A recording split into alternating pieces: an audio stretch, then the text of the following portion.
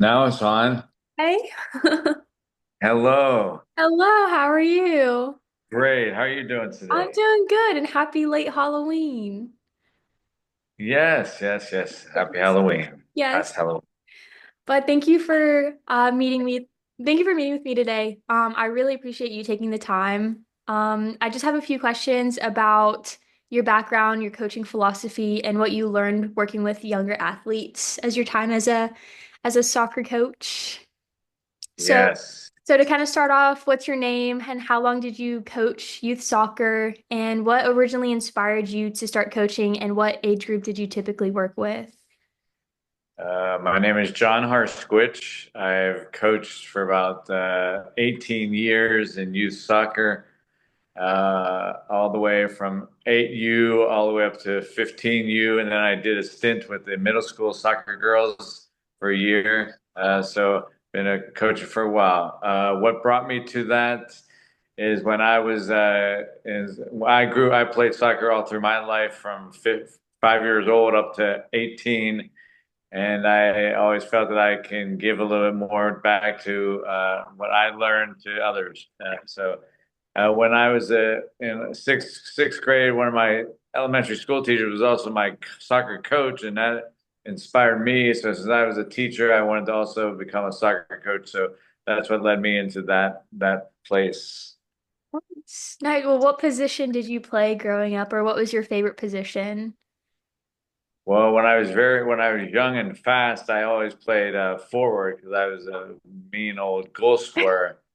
But then when got older and a lot of other kids got a little bit faster than me, I started playing defense because defense is a little more strategically strategized, and you don't really always need to run as fast as you need to. So I Defense. became a defender, and then I became, yeah. So that's where I was at in my career. Very nice. Very nice. Well, when you were coaching, how would you describe your coaching philosophy?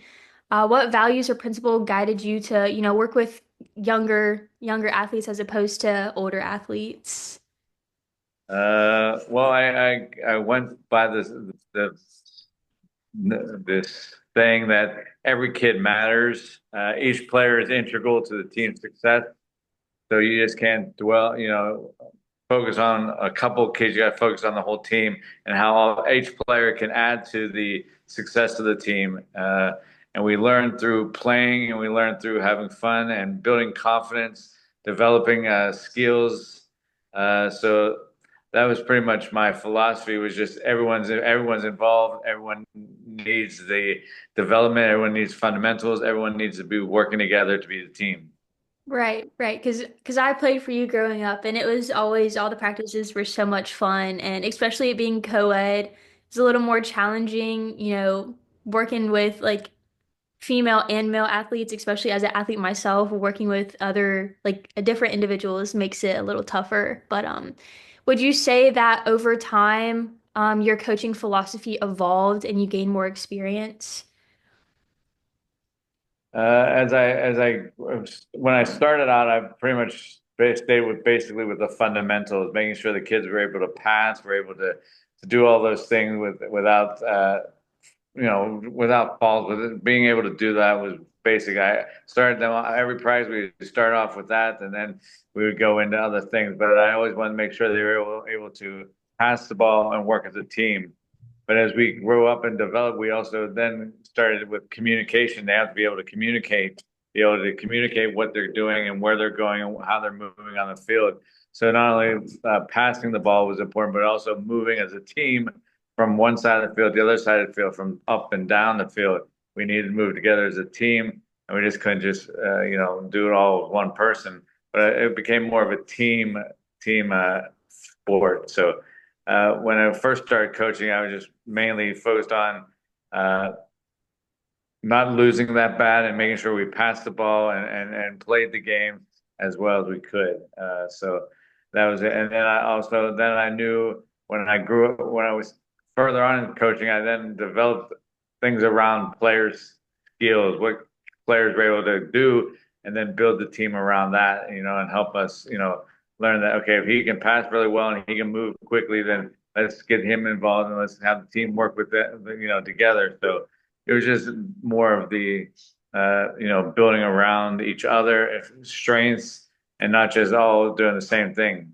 So yeah, Okay, that was so kind of just to recap, just kind of getting the players out there to kind of, learn how to do it, just getting them aware of the sport because especially yes, as a young kid, we don't know what we're doing. We're just all crowding around the ball, going in hordes yes, there, but just kind of, letting the kids have fun. But then, because I know as you progress, you worked with older and older individuals through time. So just kind of working with those athletes, you started off small and then you kind of developed around their skills. So kind of just toning it more in from like a generalized to more specialized. So communication being very important and then just learning about the individuals themselves.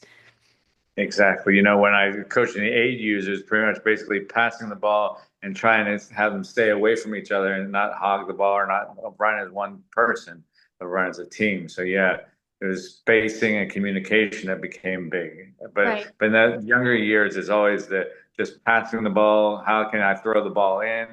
How well, I can't use my hands, so only the goalie can use their hands. So just teaching them basic fundamentals in the early age, and then as you grow up, you start leaving. The kids are able to pass the ball when they're 14, 15. They're able to pass the ball. So now it's more as the game as a whole, how we communicate to make it successful.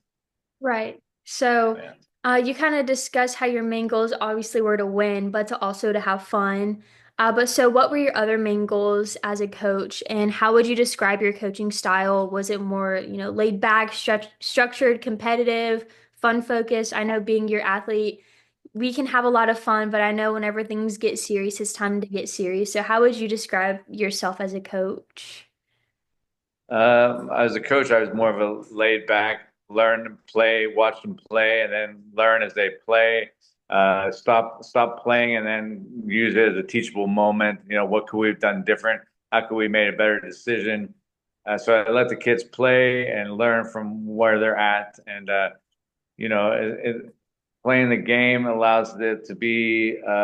You see the kids playing and their decision making. So when you see that the kid is having trouble and then making a decision here, then you can stop it and then correct them. As always, the trying to communicate them as a positive. You want to be positive at first. They're doing something good. They're doing something good. Then maybe correct them, and then just constantly encourage them to do the things that you see them doing right. So, there's times where you don't want to, stop a play and you totally signal a player out and positively tell them that, hey, you just messed the whole thing up. But you sit there and you figure out, okay, what could we have done? Help them make decisions. So it was more of a guidance. I was more of a guidance coach where I let them play and then guide them to what they could have done better or what decision could we have done or how could the team have helped them out a little bit more than just the individual. The individual dribbling, constantly dribbling into the wall and not doing anything. Well, what can we do? Yeah. Maybe communicate. Hey, I'm open over here. Show him an open pass. Move somewhere open so he can pass to you, or communicate with him so he's able to know that he's able to do something else besides dribbling in to the end and dribbling out of bounds. So Right. it was just that thing. Communication became big, but I'm more of the laid back guiding coach where I just watch them play, let the kids learn kind of as they play.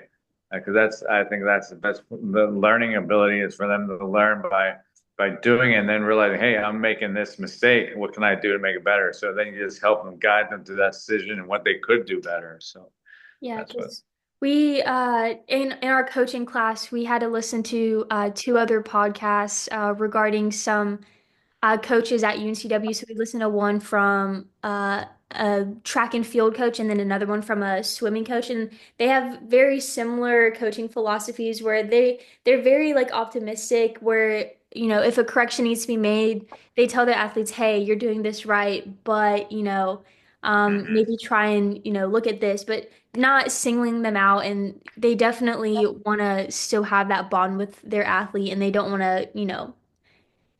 to make them feel negative at all. They want them to still feel proud about their accomplishments. So that's kind of very similar to what yours is sounding like as well. But also I was gonna say, Going back into having like 8U athletes and then 15U athletes. So you're going from, young kids to some adolescents. So would you say that over time that you kind of had to change your style of coaching to fit the needs of those athletes, or do you think it was all pretty similar throughout?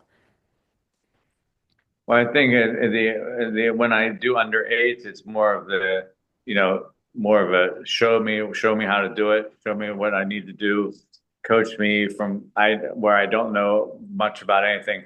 Like when some kids start soccer, they're just starting because they want to find a sport they want to find love in.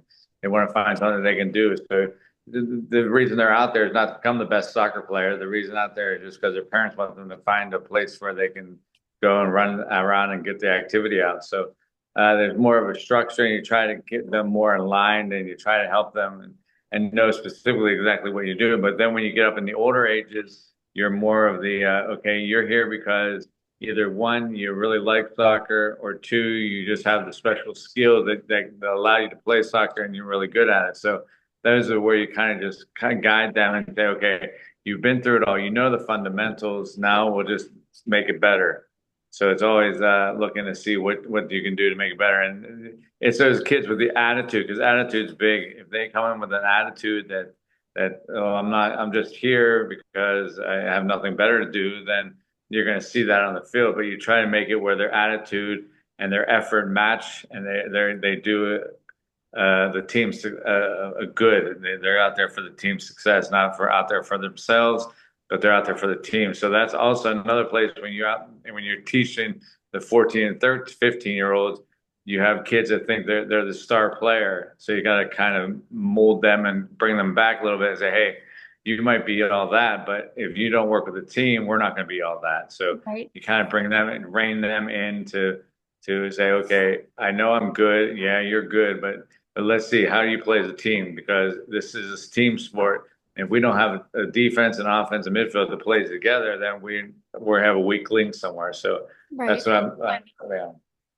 Right. Well, kind of going more into that about, attitudes and some kids, having good attitudes, some having, not so good attitudes. What were some ways that you motivated your players to stay engaged and give their best efforts? Because I know sometimes the motivation is just lack, and even sometimes when a game isn't going necessarily as planned, it's hard to keep that motivation. So how did you do that with your athletes? And was there a particular moment where you saw a kid, really grow because of that motivation? Like you gave them that motivation and then you just saw them excel. There's a you have to take each individual player as an individual, and there's many different ways to motivate them. Some kids get motivated by you pulling them out of the game and saying, you think you're all that, and then you pull them out of the game, you sit down and now watch this game, watch what's happening here, and then I'll put you back out there. But right now you're not playing the way you should be playing. You're not playing the way you want to be playing. So pulling some kids out and having them sit down for a while and just slow down and watch the game motivates them. Other kids, if you put them in a position that they really want to be in, but they haven't really performed in that position, but they move there, then you'll see success. You'll see their heart, you'll see their attitude, and the effort change a whole bunch. Like if they play defense all the time, and all of a sudden you play a team and you say, hey, I'm going to move you up to offense. That kid ends up running the field and scoring a couple of goals because they're so excited. They're playing with effort. They're playing with Right. something that they haven't played with before. So you have to take it by individual basis, who your player is, you're trying to motivate, and then take it for what it is. And so, like I said, some kids take them out of the game. That's motivation for them. Oh, what did you take me out of the game for, coach? Well, took you out of the game because you're not playing the way you should be playing right now. Let's sit down and watch. And then other kids, it's just motivation, just moving them around the field, playing a different area, and something new motivates them to do it.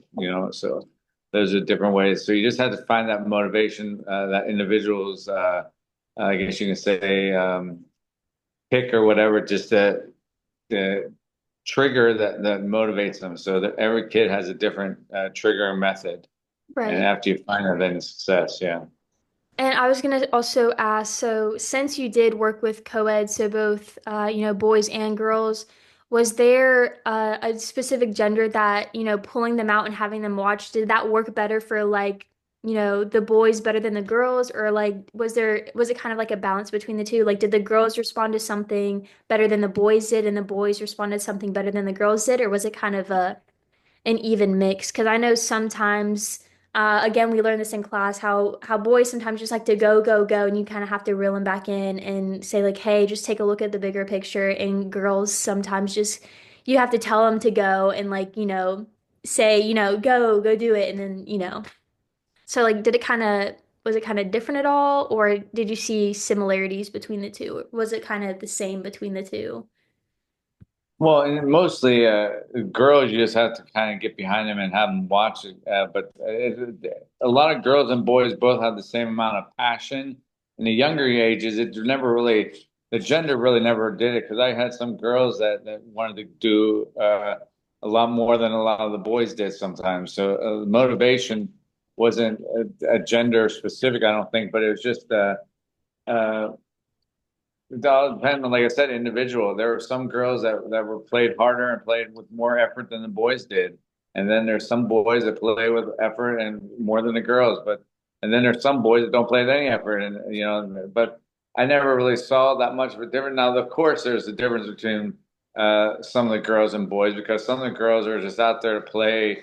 They're out there to be social and to be with their friends. And then there's some boys that are there too, but then there are some boys and girls who are out there to play soccer, who have that passion, who want to go out there and play their heart out. So, in my age groups, I never really. It just all depended on who they were. It wasn't a gender specific thing. It was just how motivated they were, played their attitude, and how they wanted to put effort for it. But I guess sometimes it was the really the boys that really thought they were the hot stuff, that they thought they knew all the things. If I sat them out of the game for a while, they cooled down and then realized, hey, I need to do something different.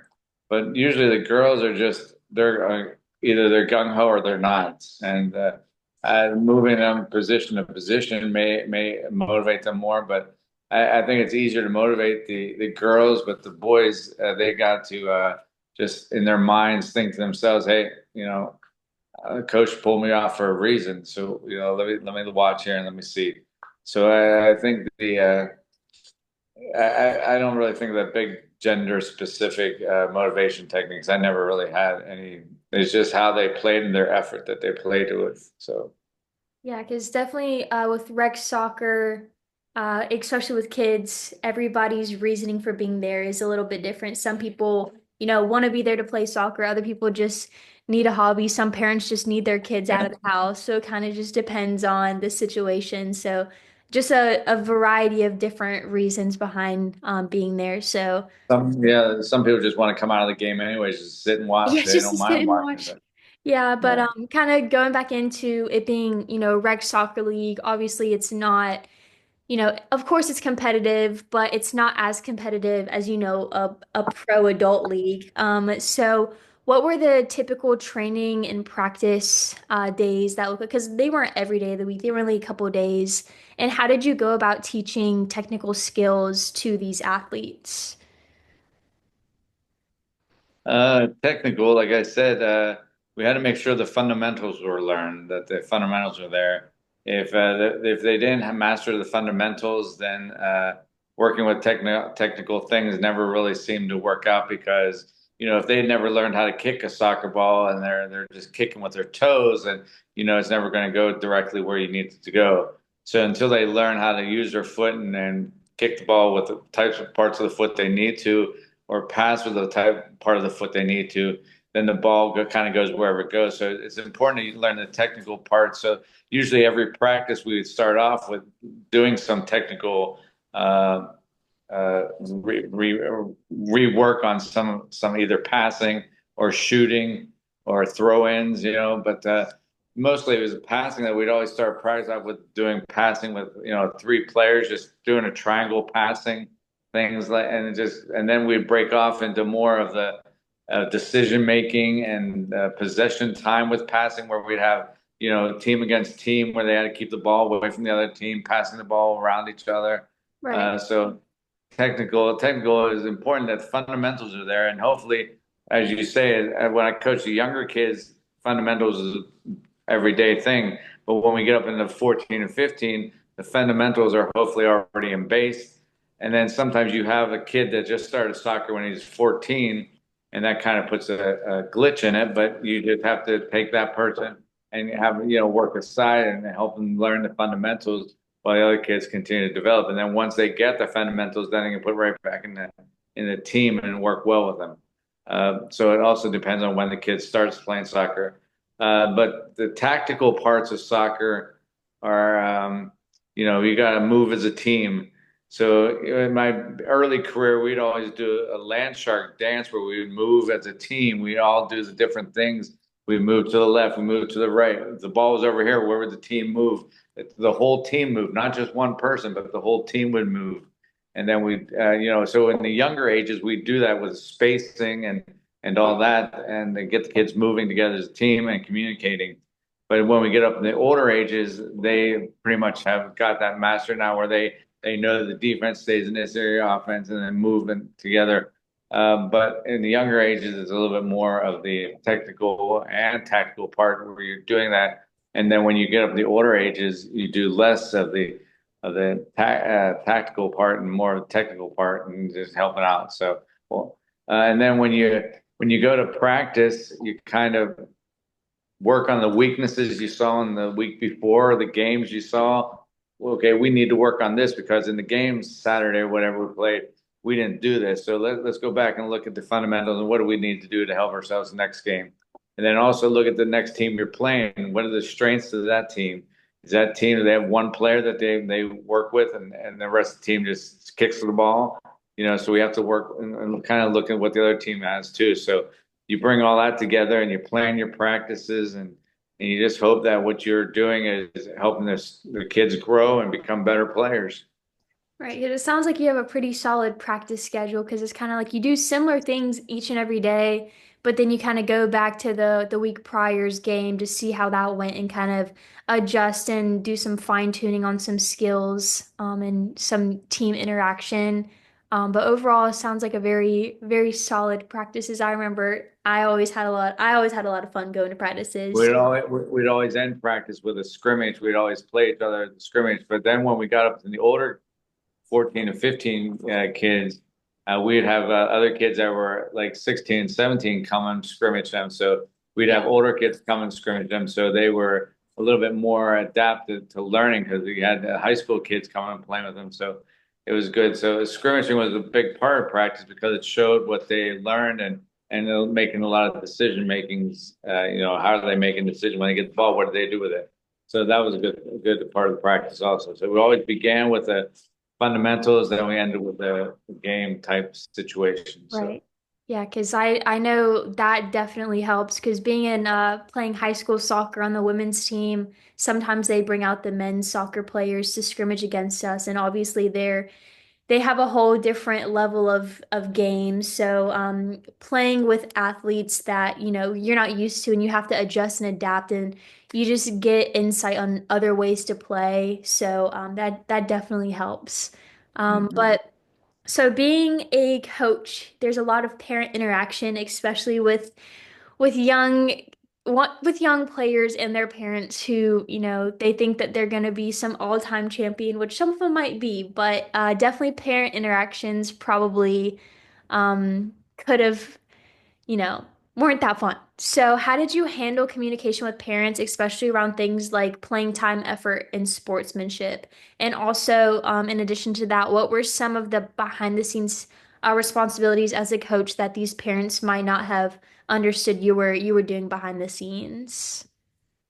Well, the whole thing between the parents were to respect and trust that they knew that I was doing the best for their kid, and that they respected me for who I was. And so a lot of the kids, as we grew up, a lot of the kids were on my team for different, through 8U and 9U. They would stick with me.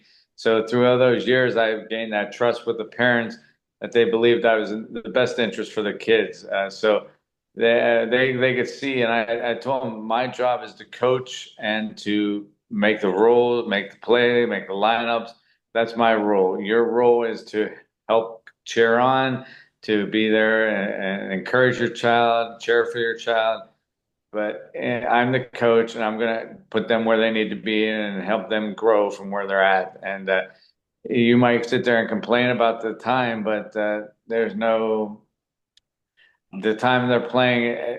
Well, actually, as a rec team, we kind of had every kid had to play, so there was no problem with parents telling me that my kid never played because every kid had to play. So it wasn't that I was keeping them on the bench or anything like that, but there was just the fact that the parents and kind of understood that I was going to do the best I could to get the kids in when they needed to, and they can understand too. Also, if they watch the game, they can see that their child may not be as well, may not play as much because they don't have the skills or fundamentals, but they knew that we were going to practice that, and hey, maybe next game they play a little bit more. But that's the thing with the parents. You got to just understand that the coach got the best thing and best for your child in mind. So going to play. But what are some of the things that I had to do in the background? Well, I had to get practice times, had to plan, get soccer fields, always get there first, get the balls and everything pumped up, get the balls ready to play. Get our snack lineup, our treats, and get that all, and The good old just snacks. Yeah. yeah, kind of go to coaches meeting, talk to other coaches, watch other games to see what the other teams have, and if every team was trying to beat your team, well, what can you do to help them? Maybe think something else that they're not thinking about. If your team has an awesome offensive player, don't showcase that every game. Don't share that. Don't share that with everyone. Play with it. But every game, don't run the scores up like 8-0 because you don't want every team to know that you got one person that scores or two people. So maybe slide that person in defense for a while and let them play defense and let the other kids go up there and play offense. So I never really liked running the score up on other teams because of the fact that when I started coaching, that's what other teams would do to me, and it just didn't seem right. So I never wanted to run up the scores and have the other teams think, oh well, look how awesome they are. Just be an average team, and then when you need to, then show them their strengths when you need to, and beat them like that. But it's always the fact that everyone's out there trying to have fun. Even the team you're beating, they're out there having fun too. So, let's enjoy it. Don't show them that your team is that superior that you want to squash everyone. But that's the thing. So I never really had any problem with parents. So that was a good thing. And I think that everything would go well. And I just always had kids in mind and doing the joy. And so even that's about it. I don't know if I answered your question correctly, but Yeah, no, that's kind of that was perfect. Yeah, yeah. because I didn't realize how strategic it was, especially with kids. Because yeah, there's some people who just go out there and they just like hammer everybody, but then they're exposing all of their strengths and then they're also exposing all of their weaknesses. Whereas if you kind of again, going back to high school, I remember our coach didn't want us to smash other teams. He wanted us to play strategically and he wanted us to have, certain nicks that we hit before we could get a goal. Like we had to pass the ball 20 times before we could score, or like we had to score doing, a header. So kind of just not showcasing everything all at once and then just showing out every single game. I mean, obviously show out at every single game and give it your all, but also not exposing all the secrets that you can use in the future and kind of just be the underdog and just kind of, show out when need be. But looking back, what was the most rewarding part of coaching for you? And if you could give one piece of advice to new youth coaches today, what would it be? One thing that I look at now is when I was able to go and watch some of the kids that grew up with me go out and play well in the high school ball and do well for the high school teams. That's pretty much what is a heart I always wanted to do. I wanted the kids to grow and start the love of soccer and be able to continue on in the soccer. So when I see kids not stopping in rec ball when age 14 or 15 comes along, they stop, but they continue on playing in middle school and high school. So that was always the joy of mine going back and seeing some of the old players play in the game, high school ball, and some become really well. So it was good. So that's my heart. My heart is always just to find the kids' passion and find that they love the soccer and that they develop and become better players as they grow through the ages. What would I tell a coach that's just starting coach? Um, there's going to be some days where you want to give up. There's some days where it just doesn't seem like you're doing a good job. But as long as you keep on having the kids focused on the kids and enjoying what they're doing and teaching them and complimenting them and keep on encouraging them, even when they don't do wrong, because you have to learn from mistakes. So even though they make mistakes 3, 4, 5 times, we still encourage them to get better and then show them different strategies, decision making, and then they'll grow up to be good adults and soccer players when they grow up. So that's still what it basically is. Just wanting them to grow up and love the soccer and being able to produce something that's able to continue. Right. Well, that's awesome, and thank you so much for sharing your experiences and your insights. It's really clear how much you cared about helping your players grow, both on and off the field, and just throughout, their childhood into adolescence. I really appreciate your time and everything that you've shared with me today. And it's also hard sometimes when you have a family member that's playing for your team, and they might think it's hard that you're being hard on them, but as long as they know you love them and they're going to grow and become better players, and that's all that matters. So if you take them out of the game, they understand that it's not because they're not doing well; it's just because you want them to focus and get better. So Yeah, that's good. everybody has to, watch from the sidelines sometimes. So. Exactly. But yeah, thank you so much for your time again. And you gave some really insightful information, so I really appreciate it. All right, then. You take care. All right, Thank you you. too. Thank you so All much. right, All right, sure thing. Bye all right, bye. bye-bye.